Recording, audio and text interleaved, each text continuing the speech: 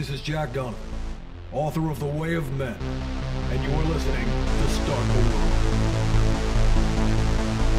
Okay, one of the things that I've been stressing online lately is that while it's great to have all these friends around the world in different places and so forth, you really, if you don't have a network that's local, you're fucking up. Especially with the way that things are going and so forth, you need to know people in your area. And I moved out to a smaller town a few years ago, and I don't really know that many people. So that was one of the things that in the recent shutdown and all the stuff that I realized, I'm like, I need to reach out to some more people and look out for people who are pursuing excellence in some kind of way. And so that's why I invited Killian here onto the show today. I tell people to do stuff, and I try to follow my own example as much as I can. So Killian is a local powerlifter, and he's not read any of my books, and he's not like affiliated with me or anyway. But I just reached out and I saw, hey, here's a guy who's actually trying to do something and trying to make himself better. And so that's those are the kind of people I want to know. And so I just invited him on to talk about his story, because it's actually really interesting, because he's kind of gone through a rough period and really turned his life around. And it's a good example. We talk about, on the show, I have a lot of, special forces guys and all these guys who've been like super elite performers. But so much of what I'm saying most of the time is about men, wherever you are in life, start over, start and make yourself better, start the world. So anyway, Killian, thanks for coming on the show today. Thanks for having me, man. Yeah, it's an honor. Cool. So let's start out at the beginning of your story, because, you had we're at a very different place than you are right now. Yeah, definitely. I was born and raised in the Bay Area, California. And, for most, had a pretty good childhood. A little bit different, I guess, than some. Both my parents were struggling addicts. So my dad was a crack addict for most of his life. My mom was a meth addict. And so drugs for me, honestly, just weren't that big of a taboo. I can remember going out to the living room at night and see my dad chopping up some cocaine just little instances here and there that, as a kid, it didn't really connect that, maybe this is different than other households. So for me, it really wasn't that big of a deal when I was offered, weed or offered anything else. It just kind of seemed like, well, my parents do it and they get by and they take care of me. So, as long as I'm responsible, it's, you just handle your shit, Yeah. But, I remember the first time I ever tried anything. My dad was making some cookies in the kitchen. And, I went out there, I was like, oh, what's going on? He said, just go back to your room, and I closed the door, and then he came out like half hour later, and he's like, here, try one of these. Mm-hmm. And I remember tasting, I'm like, this tastes burnt or it tastes bitter, he's like, just shut up and eat it, and so I ate it, and it was a pot cookie. It was right. 420. Shut up and go to sleep. Yeah, exactly. Yeah. It was 420. I didn't know what that was. Right. But you know what? Like I felt pretty good that day. Right. And it didn't really click until a year later. The same time I was like, hey Dad, can you make one of those cookies again? Mm-hmm. And for me, I think it's different for everyone, but I think early on I knew that it just affected me differently than it affected other people. Mm-hmm. When I started smoking with people in high school, it was social for maybe a month or so. And then it just got to the point where I just wanted to smoke by myself and enjoy it by myself. I didn't want to be social. I didn't, and the biggest thing is it took away my aspirations. Mm-hmm. I used to do track and field in high school. I was a, student karate instructor. I was pretty athletic as a kid, but, once I started doing that kind of stuff, my attention and my drive, it just kind of falls by the wayside. So, so quickly, just to go through this, it went from weed to, then I did psychedelics, ecstasy, mushrooms, acid, which honestly I really enjoyed. I can't say I really had bad experiences with those, but I think my first insight to maybe that I might have some kind of problem was that the first time I did ecstasy, and then the next weekend I wanted to do it again, and then the next weekend I wanted to do it again, and it just, that was kind of like the first red flag. And then yeah, I mean, probably like junior year started doing cocaine, and then yeah, and then from there, I really lucked out because the guy who set me up, he said, "Oh, just go ahead and meet this guy." And I didn't know at the time, but there's this other white kid who was supposed to meet the dealer who had like connections to the cartel, and he thought I was that white kid. Oh, wow. So he was like, just $20 for a gram. He's like, is that okay? And like he was super scared. He was like, like, I don't want to offend you. Is that? I was like, sure, yeah, fuck it. And so that fueled that fire for a long time. And then it just gets to the point, man, where it's like if you don't do anything in moderation, it just you need more, or you need something better. So from there, I started doing meth, and then I mean, by the time I graduated high school, I was smoking meth, and then I started shooting it up. My mom at that point had relapsed. So yeah, she showed me how to shoot up. And from there, it just, it went downhill really quick. Our house that we had for most of my childhood, we lost within 6 months of us doing that. And yeah, it just took what it took as far as, I was at the point I was just living in my storage unit. I just, your means for, what you think is acceptable in your life, your standard for living just goes down and down. And I was like, I don't have a problem. Like, I have a place to live. The storage unit's 24/7. I can come and go whenever I want. And but yeah, so I just got arrested, of course, multiple times for possession. Had to go to meetings and that kind of stuff. I put it off as long as possible.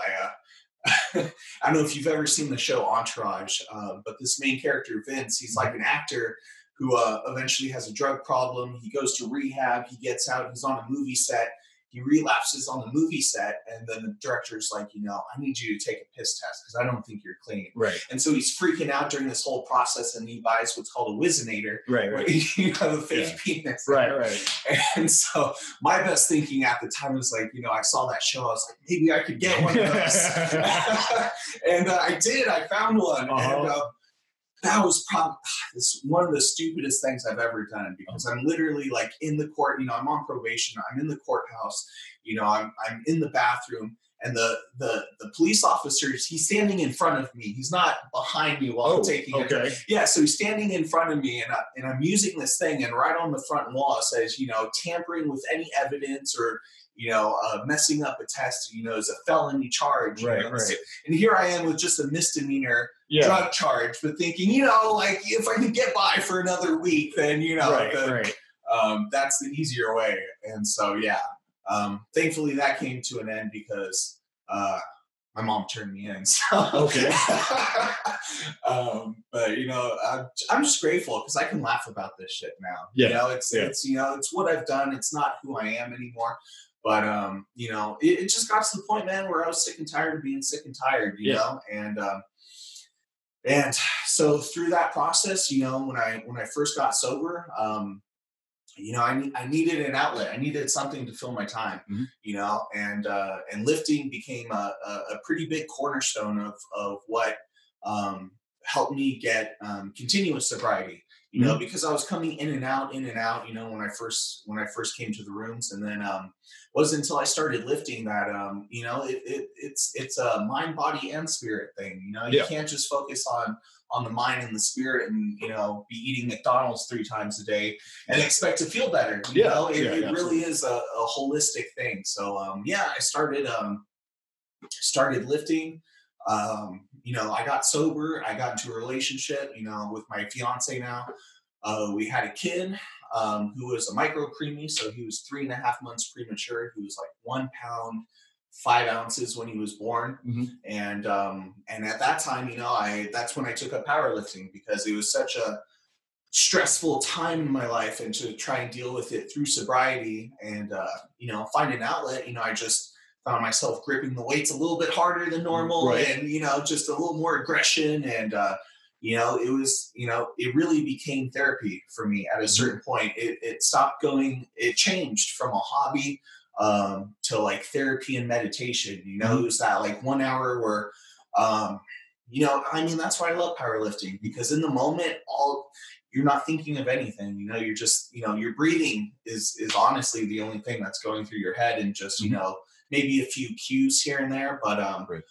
It's one of those few times where I can just shut off my mind. I don't have to think about what's going on tomorrow. I don't have to think about what I just did, at work or anything. And I can just, be present, and I think that's really hard to come by nowadays, especially with everything that's going on. All the news, all the crazy stuff, it's we forget a lot of the time just to be in the here and now. Yeah, no, that's one. When we had lunch the other day, that was one of the things that actually stuck with me, and I've been thinking about it as well. And that's, I think maybe that'll be the title of this podcast. Like being present. Yeah. So one of the parts of the story that you left out, though, is India. Yeah. So when I was trying to get sober, I was still in California. My parents had separated, and my dad decided to do a little soul searching. He went to Hawaii at first. He stayed there for 6 months, 8 months, and then he went to India. He always wanted to travel, especially before my parents got into a relationship. That was like one of his primary goals, is he wanted to see the world. And then he had me. And, he stuck through it though, he had that responsibility. And so, when I was 18, 19, and he's like, all right, it's time to focus on me, you know? And so he went to India, and at that point, I was still, I had quit the hard drugs, but I was still drinking. I just switched one thing to another. Yeah. And, and I was miserable still. And, he offered, he said, I don't think California has much to offer you anymore. Why don't you come with me, and we'll backpack together through India. So I sold all my possessions, gave my job to, I think I was working at IKEA at the time. And got my payout, about $2,000, and, bought a plane ticket. And man, like it was an incredible experience, What were some of the things that happened there that really stuck out with you? One of the main places we went to was this eastern city called Rishikesh, which is where the Beatles actually wrote one of their albums. They studied with a yogi over there, and there's actually a Beatles ashram that's been since closed down, but it's like a 50-acre, like just beautiful. I mean, it's like you can see it's pretty much just wild brush at this point, like, temples that have been kind of torn down, and it's just part of the wildlife at that point. There's elephants and baboons and all that kind of stuff out there. And just to go, it's at the very top of this hill. And it's probably like 3,000, 4,000 feet in elevation, and the city is right on the Ganga River. And just to be able to have that view overlooking the forest and to see all the city and the river. It was incredible. And then just the culture in general, it was such a different, I'd always, especially just in my upbringing, it was always like, all right, well, you do something for me, I'll do something for you, kind of mentality, right? Like, transactional. Yeah, exactly. Yeah. So, getting, and I never felt threatened. People think, because it's, a poor country or they're in poverty that it's not safe to travel to. I never felt that way, and at the time, that was before I worked out. So I was like 140-pound white kid, you could easily take advantage of me. I mean, I'm not but I got down into New Delhi. I mean, New Delhi was definitely hectic, but once I got out into the countryside, like I felt so welcome and so just at home, honestly. People want to get to know you because they don't have a lot going on in their life. They just having that human interaction and focusing on the spirit means a lot more to them because they're not so obsessed with the material. Right.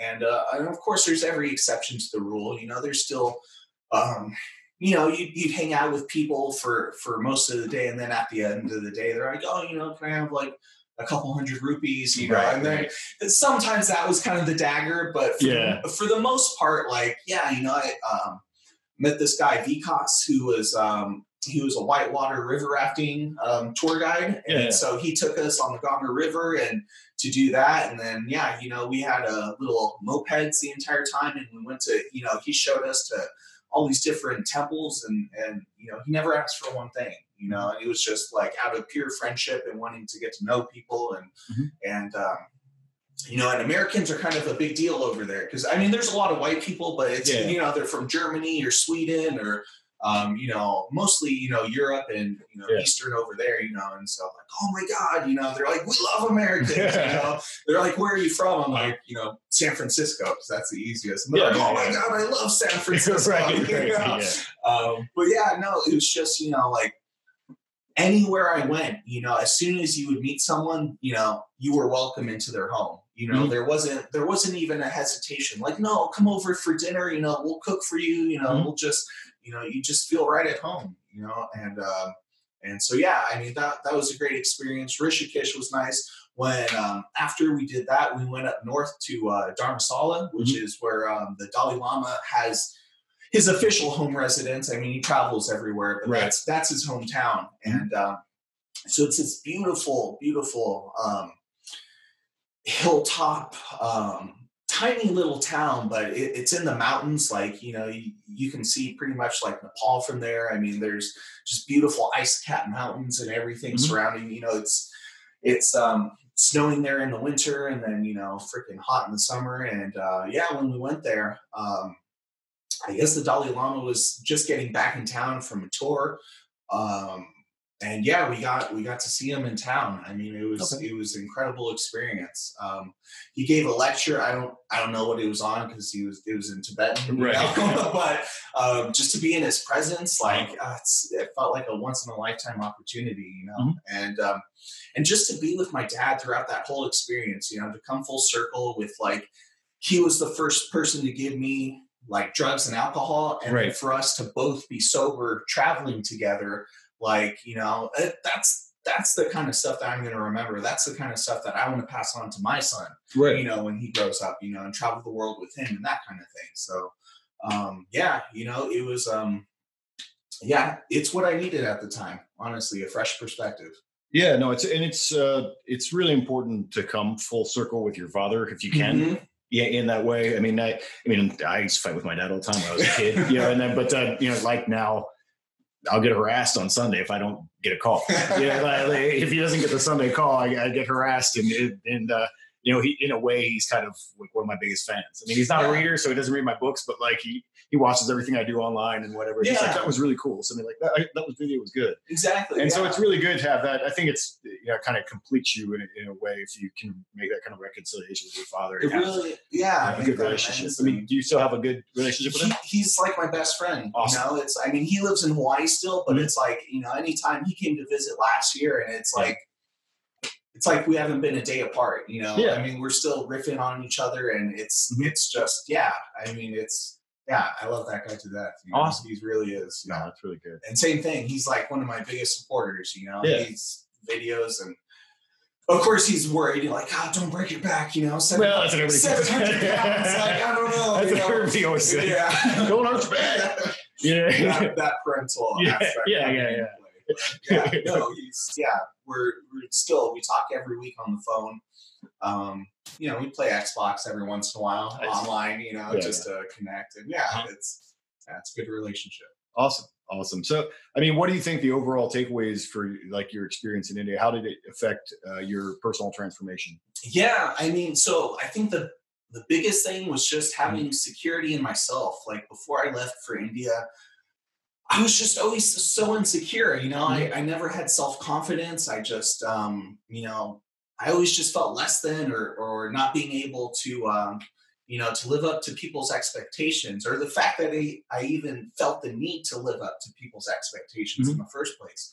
I went to India, and I just kind of had this revelation, because at first, like, I got kind of down, because I'm talking to all these people from Sweden and Germany who are like 18 and 19 and 2, and they're like, "Oh, what are you doing?" And they're like, "Oh, I'm a bioengineer," they're all like humanitarian efforts, and like, "Oh, what do you do?" It's like, "Oh, well, I quit my job at IKEA," Well, the Swedish, they know that, right? Yeah, exactly. So I was like, I really don't know what I'm doing. And, but it just, through that process, it just gave me the validation of like, I don't need to seek anyone's approval. Like, I'm exactly where I'm supposed to be, and as long as I'm putting the next foot forward, and I'm actually moving in a positive direction, like, it gave me that self-confidence to pick a direction in my life. Like, I felt like I was just wandering the entire time in California, or up until that point. Like, I had no idea what I was doing, and just, once I had that trip with my father, and he said he was going to move to Hawaii, and he wanted me to come. I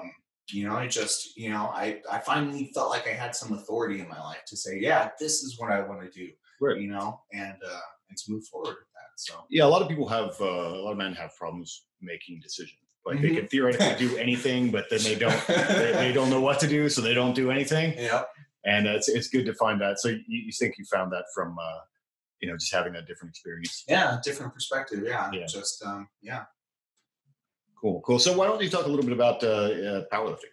Yeah. So I started, like I said, I started when my son was a micro preemie, when he was born. He's a little over 4 now. So I started 4 years ago. I didn't really take it seriously until about 2 years ago. Okay. But yeah, I had my first competition back in, June of 18. Yeah. So just about 2 years ago.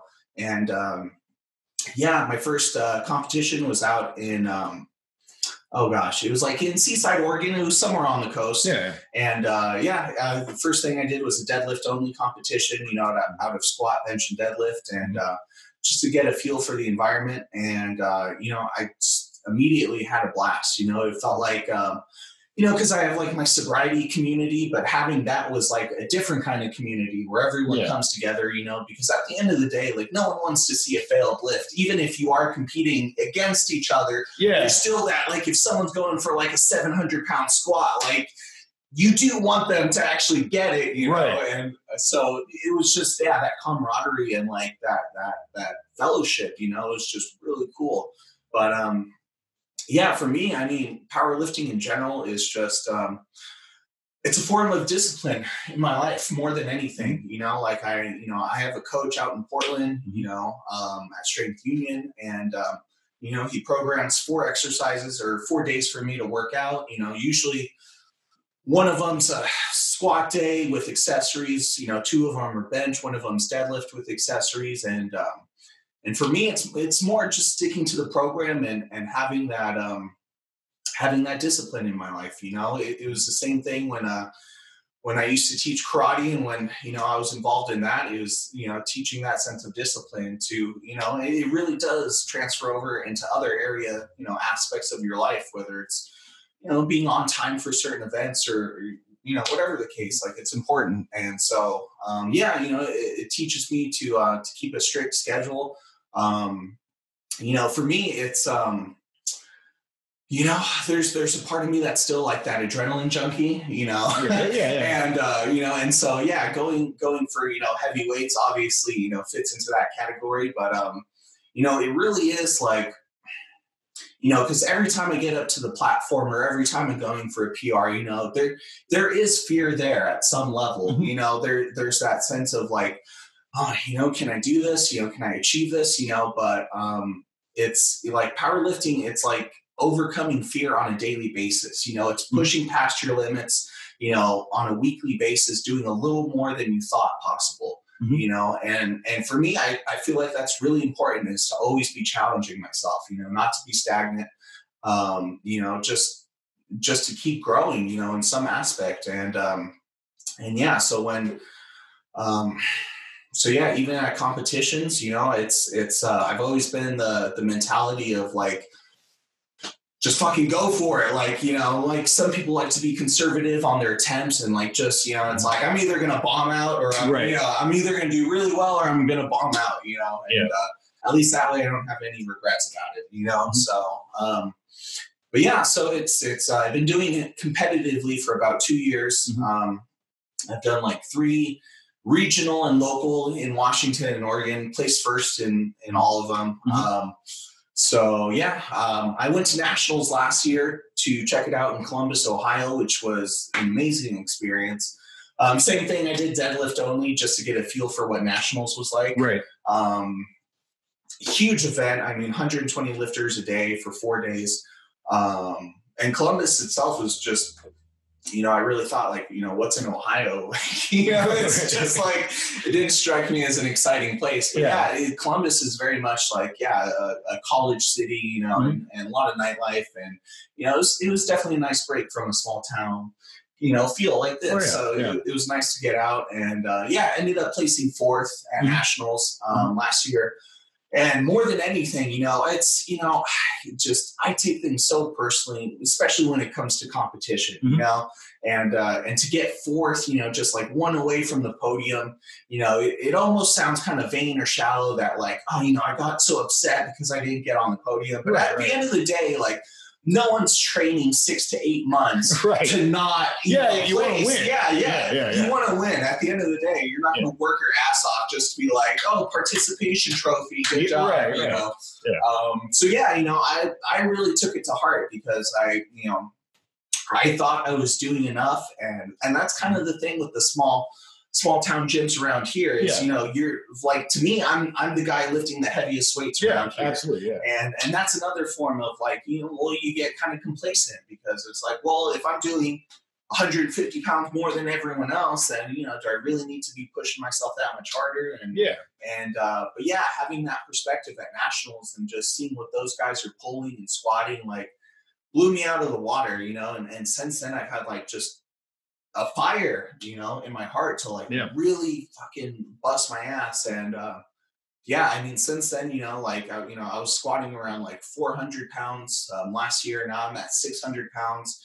I was benching around 350 last year. Now I'm around 460. And I was deadlifting probably like 615, and now I'm up to 750. So, you know, it's been, it's been, you know, just, you know, because I don't want that to fucking happen again, you know. At the end of the day, like, I'm not coming to lose, you know. It really is it's a healthy competitive spirit, you know, like, you know. I mean, I think I talk about that all the time. It's like men need some kind of outlet for that. They need some kind of outlet for that, and they need some kind of, like you said, structure. A lot of men get really lost if they don't have structure of any kind, and you know, to have like you said, people who are better than you at something, like that's super motivating. And I think the way a lot of people look at the world right now, they're like, well, if someone's better than me, that makes me feel bad, and that's not not right. You know, like that's, you know, that's the wrong way to think about it. Like, well, if they're better than you, then you try to be better, or you realize what sacrifices you aren't willing to make to get there. What self-improvement you need to take. Exactly. Yeah, it's definitely, it's so important for men. And that's the advice. It's been very hard, obviously, during this whole shutdown and whatever. I mean, you got to borrow weights from the gym so you could lift at home and stuff. And I think just it's really important to a lot of men's mental health to be able to do, you know, some kind of physical activity and some kind of like workout and you know, to have that kind of environment. Yeah. I mean, at the end of the day, like, there's, you know, if you're not doing it, there's going to be some kind of like unchecked aggression that's going to come out, you know, whether it's, you know, with people, places, or things, you know, there's, well, that's why sports really exist. I mean, because you can't be at war all the time. Yeah. so like, mean, the Romans having, the gladiator. Yeah. It was a form of like stress relief for everyone in town. Yeah. They got the cathartic release from watching that guy cut the other guy's head off. But even like, like the Greeks and the, wrestling and all that stuff. I mean, you compete against each other for fun to kind of get that release valve, and also just to make you better. Yeah. And that's to have you focus on being better all the time and not just like, oh, well, once every 20 years we need to go do something, Exactly. because not everybody. I mean, we may live in interesting times right now. They may be coming, but I mean, what I've always said for a lot of guys is like, well, if nothing ever happens in your life, you still have to nothing crazy where you don't have to be a hero in any way.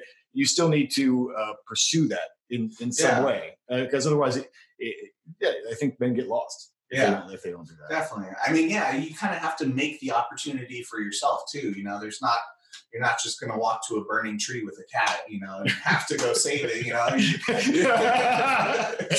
What, like throw the cat over the tree? Oh, now I'm a hero. I got to go save the cat. You have to, sometimes you have to forge those opportunities for yourself, I love purposely straining a cat. That's funny. Cool, man. So you said you're still prepping. You're hoping that you can do the next competition. Yeah. So 2 months. Yeah, we're about 60 days out. August 27th in Palm Springs is nationals, and I mean it's been pushed back once because of quarantine going on right now. So hopefully it goes on. But still I'm at the point now where the last 12 weeks is really when you start getting into the harder part of it. So we're starting to ramp up. First 4 weeks were pretty smooth.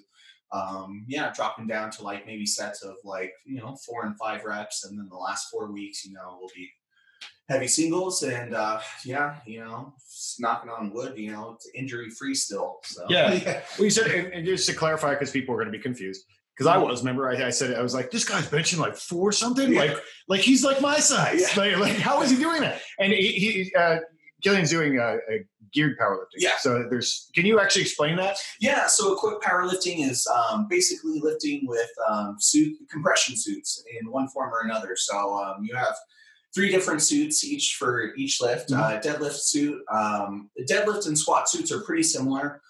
They're really tight in the hips, really tight in the quads. And for a deadlift, when you get down in the position, the idea is it'll give you a little more spring or a little more pop to pull through the first half of the lift.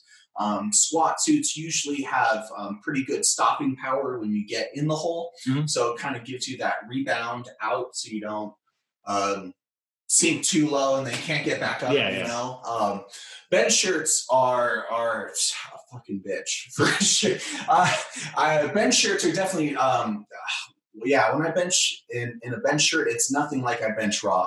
I mean, when I bench raw, it's pretty straight down, elbows tucked, and straight back up. With a bench shirt, it really is finding a groove. You almost have to load the chest plate first so it gets really tight, and then once your elbows are out, then you start to tuck it back in and try to get it. You're almost touching more your navel and your belly button than you are your actual chest, to reduce that range of motion. So, I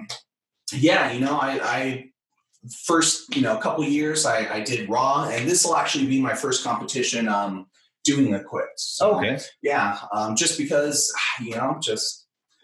if the idea is to lift more weights and heavier weights, then that's a good way to do it. And it's fun for me. At the end of the day, like whatever sport you're doing, you want to enjoy it. And for me, I just I got a bigger sense of pleasure out of it. And I've also been injury free since I started training that way. Yeah, I was going to bring that up because you had said that. Yeah, so deadlifts and squats. I mean, I never really injured myself benching, but squats, just every just my back or my knees. I mean, I remember deadlifting all the time, and just driving from here to Portland, like my back would just be on, like I'd have to get out of the car, like it just it was that sore all the time, and part of it was just improper training, being inexperienced at that time. But lately, it's just been yeah, it's been a safer way, although I am working with heavier weights, and if I do fuck up, like, for example, like a week and a half ago, I was going for, I think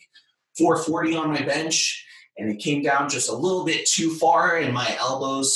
And I got pinned in it, so sometimes it happens, but like any sport, there's going to be some risk versus reward, right? Well, yeah, I mean, it's not like there has to be fear involved. Yeah. There has to be fear. Yeah. You can't have courage without fear. Yeah. Seriously. And if you're not going to get better unless you take risks. And it's like I always have problems explaining it to my mom. But like that, like, well, no, that's okay. I'm going to take a risk, and that's how it's going to be. Yeah. And that's because that's how you get better. Yeah. So I've tried to.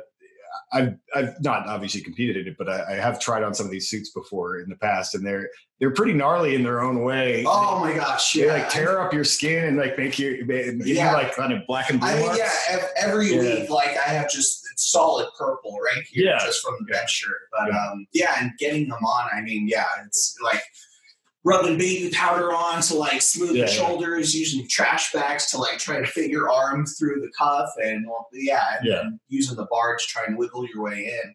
It's and then working out by myself because there's not other people at like other gyms, I mean, Josh spots for you most of the time. Thank God, the owner definitely, he's really like the only person I would really trust, when you're working with 400 or 500 pounds. It's tricky because you can't just ask anyone to even give you a spot. Yeah. I mean, like to even like unrack it. Yeah, to hand off. Because people don't know how to do it and they don't want to let go. And it's like you have to have some experience doing that to actually to not make it dangerous. Yeah, exactly. Yeah. And and especially if it does become a failed lift, that's when it gets tricky. Yeah, because I mean, normally people always think that they have to be able to lift like whatever 405 or whatever to spot you, and they really just need to lift 10. Probably, exactly. But because that's where you're failing at. Yep. But no, cool. Yeah. So yeah.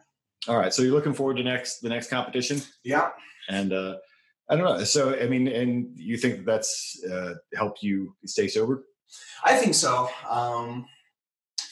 There's been, I just, for the longest time, I just, like I said, part of it was just not feeling like I had a purpose. Mm-hmm. Part of it was just not having an outlet to get that aggression or get those resentments out. Mm-hmm. Part of it is just,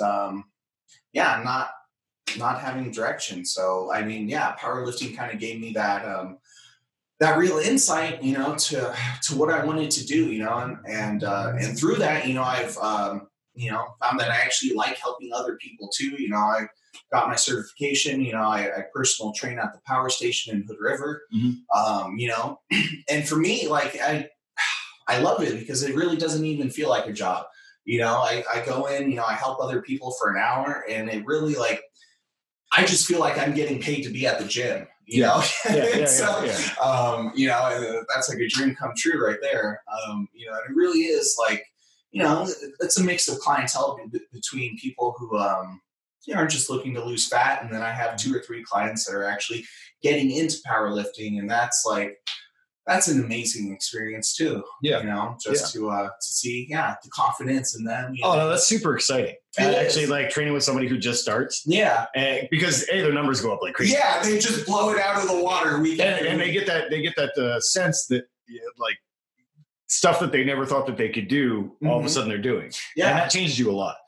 It does. I mean, 9 out of 10 times when someone else hits a PR, I feel better about myself than if I was to hit a PR. Like seeing them do it, like it just, I mean, I'm working with this guy, Michael, and he just, he hit 315 for the first time like a month ago, and, 3 plates on each side, it's like, it's intimidating for a lot of people, Yeah, that's a big deal. Yeah, it is. It really is. And so for him to like, finally, I mean, we tried for about a month here and there, and finally got it. And like, dude, you could just see the glow. Like, his whole week was set right there. And, so it's, not just about those moments, but it's also giving those guys confidence too. Yeah. That was a big part of why I got into lifting too, because I was I was a 140-pound skinny guy. I did get bullied in middle school, and so when I started lifting weights,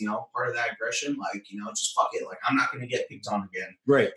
And as much as it sucks to say in this world, size does matter at a certain point. Yeah. I mean, it's weird because it maybe doesn't actually even matter in fighting as much. But it's you train with jiu-jitsu guys and they're tiny and they'll just wrap you up like a baby. But it's the just perception though. The perception that it's a threat display. Yeah. That exactly. People who don't know any better assume to be afraid of you because you're bigger. Yeah.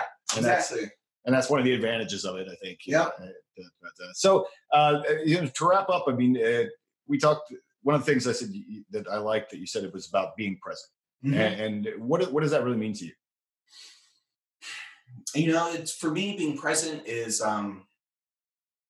it really is just it sounds so easy, but I can complicate the hell out of anything, and being present just really means being content and happy with where I'm at right now in this very moment.